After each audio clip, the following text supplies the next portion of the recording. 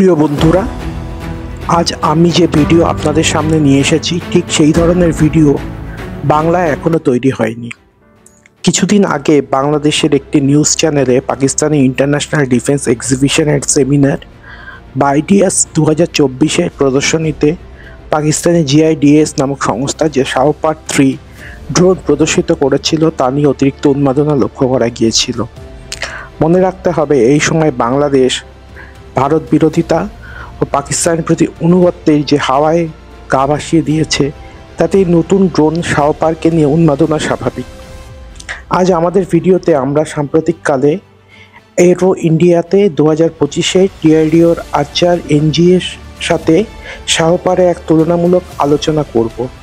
দেখব কোন ড্রোন বেশি সুপিরিয়র, কোন ড্রোনের কী কী অ্যাডভান্টেজ আছে আর কী কী খামতি আছে, সব আমরা এই ভিডিওতে দেখব।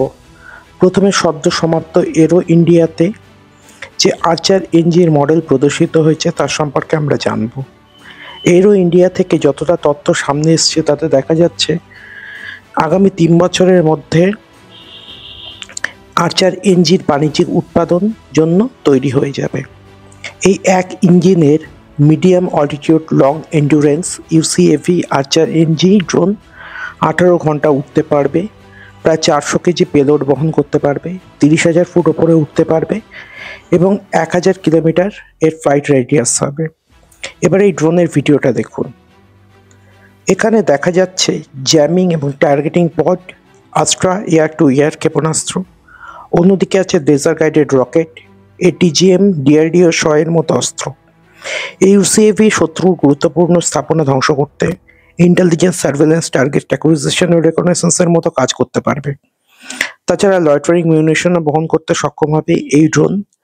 প্রাথমিকভাবে এই ইউসিএভি অস্ত্র E4 ইঞ্জিন ব্যবহার করলেও ডিআরডিও এবং বিআরডি যৌথ উদ্যোগে 220 হর্স পাওয়ার ইঞ্জিন তৈরি করছে, যেটা আগামী দিনে সম্ভবত এই ড্রোনে ব্যবহার করা হবে।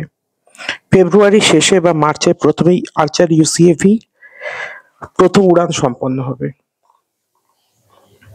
এবার আমি শাহপার ড্রোন সম্পর্কে এক নজরে কিছু স্পেসিফিকেশন দেখে নিই। উইংস্প্যান 20 millimetre, engine 170 horse power, range 300 kilometre অর্থাৎ আর্চার এনজি অপেক্ষা কম, এন্ডুরেন্স 20 ঘন্টা অর্থাৎ আর্চার এনজি এ অপেক্ষা সামান্য বেশি, সার্ভিস সিলিং 12,000 মিটার বা 41,000 ফিট অর্থাৎ আর্চার এনজি অপেক্ষা বেশি ওপরে উঠতে পারবে। আর্চার যে কাজ করতে পারে অর্থাৎ আইএসকিএআর, ক্লোজ এয়ার সাপোর্টের মতো সব কাজই এই ইউসিএভি করতে পারবে। এতে 6টি হার্ড পয়েন্ট আছে। সব থেকে আশ্চর্য হলো এর পেলোড ক্যাপাসিটি। এই ড্রোন মোট 500 কেজি পেলোড বাইরে এবং 165 কেজি পেলোড অভ্যন্তরে বহন করতে পারবে। এবার এই পেলোড সম্পর্কে দেখা যাবে। বার্ক লেজার গাইডেড মিসাইল এই শাহপার 3 ক্যারি করতে পারবে। সংখ্যাটা 45 কেজি ওজনের। এই বার্ক লেজার গাইডেড ক্ষেপণাস্ত্র সম্ভবত 4টি থেকে 5টি ক্যারি করতে পারবে। 2টি এবি 500 কেজির লেজার গাইডেড বোমা ক্যারি করতে পারবে এবং একটি এগরাক কি টর্পেডো ক্যারি করতে পারবে। যে বিষয়ে আমাদের দর্শকদের বিস্মিত করবে তা হলো টর্পেডো বহন করা, অর্থাৎ সম্ভবত পাকিস্তান সাবমেরিন ধ্বংসকারী ড্রোন হিসেবে ভবিষ্যতে শাহপারকে একটি ভ্যারিয়েন্ট তৈরি করবে। এখানে আরেকটা কথা মনে রাখতে হবে যে পাকিস্তানের হাতে সাবমেরিন ধ্বংসকারী হেলিকপ্টার এবং বিমান না থাকায় সম্ভবত পাকিস্তান এই জাতীয় ড্রোন তৈরি করতে চাইছে। এখন প্রশ্ন হলো কোন ড্রোন শ্রেষ্ঠতর। কিছু প্যারামিটারে আর্চার এনজি এগিয়ে আছে, আবার কিছু প্যারামিটারে শাহপার 3 ড্রোন এগিয়ে আছে। বিশেষত পেলোড, সার্ভিস সিলিং, এন্ডুরেন্স প্রভৃতি ক্ষেত্রে এই ড্রোন এগিয়ে আছে।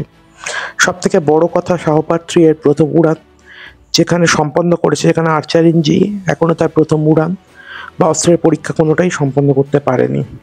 যদি পাকিস্তানের দাবি সত্যি হয়, অর্থাৎ আর্চার এনজি কতটা অপেক্ষা শাহপার 3 কতটা ভালো বা খারাপ, সেটা প্রসঙ্গে অনেক কথা বলা ছিল। প্রথমত অর্থাৎ কিনা আমরা এবার শাহপার 3 কি আর্চার এনজি অপেক্ষা শ্রেষ্ঠতর? যদি পাকিস্তানের এই দাবি সত্যি হয় তাহলে মনে রাখতে হবে ভারতীয় শক্তির পক্ষে এই শাহপার 3 এর উন্নতিকরণ যথেষ্ট উদ্বেগজনক। এমনকি পাকিস্তান, চীন এবং তুর্কিশ প্রযুক্তিও যদি এই শাহপাট 3 তৈরিতে ব্যবহার করে থাকে, তবে সেটাও আমাদের পক্ষে কম উদ্বেগের বিষয় নয়। কিন্তু শাহপাট 3 এর প্রসঙ্গে অনেকগুলো কথা বলা চলে। প্রথমত, শাহপাট 3 এর প্রপালশন সিস্টেম প্রসঙ্গে কোনো স্পষ্ট তথ্য পাকিস্তান সরবরাহ করেনি, যা প্রশ্নচিহ্ন তোলে এর ইঞ্জিন এবং অন্যান্য কম্পোনেন্ট সম্পর্কে। সম্ভবত এগুলি টার্কিশ বা চীনা অরিজিন।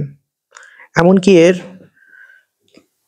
যে অপটিক্স বা আদার যে সমস্ত টার্গেটিং সিস্টেম রয়েছে সেগুলো সম্ভবত চীন বা তুরস্ক তৈরি করা হয়েছে। দ্বিতীয়ত, শাহপাটের ইঞ্জিনের কি যা ক্ষমতা বিভিন্ন সূত্র থেকে জানা যাচ্ছে, তাতে মনে হয় এই ইঞ্জিনের পক্ষে 600 কেজি পেলোড বহন করা সহজ নয়। যদি চীনা টেকনোলজি ব্যবহার করে ইউসিএভি তৈরি করা হয়, তবুও এত দ্রুত পাকিস্তানের পক্ষে এই ড্রোন তৈরি করা এবং তার ওপর বিভিন্ন পরীক্ষা নিরীক্ষা চালানো এবং প্রতিকূল আবহাওয়া এবং অতি উচ্চতায় এই ড্রোনের পরীক্ষা সম্পূর্ণ করা, সেটা বাস্তবে হয়েছে কিনা সেটা নিয়ে অনেক প্রশ্ন রয়েছে। কিন্তু এই ড্রোনের যদি এতটা ক্ষমতা থাকে, তাহলে কোনো ভিডিওতেই পাক মিডিয়া এই ড্রোনের পরিপূর্ণ তথ্য কেন প্রকাশ করেনি?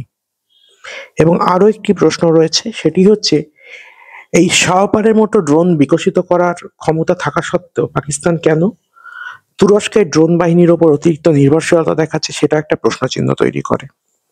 তবুও একটা কথা বলবো, সম্ভবত এই ড্রোন এখনো পরীক্ষামূলক স্তরে রয়েছে, আগামী দিনে এর বাণিজ্যিক উৎপাদন হলেও হতে পারে।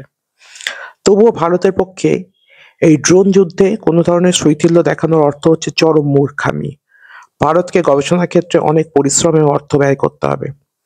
সব থেকে বড় কথা, ভারতে ইউসিএভি তৈরির কথা ক্ষেত্রে নতুন করে পন্থা নিয়ে ভাবতে হবে, দৃষ্টিভঙ্গি পরিবর্তন করতে হবে। এই বিষয়ে আপনাদের কি মত তা কমেন্টে জানান। সকলে ভালো থাকবেন। জয় হিন্দ।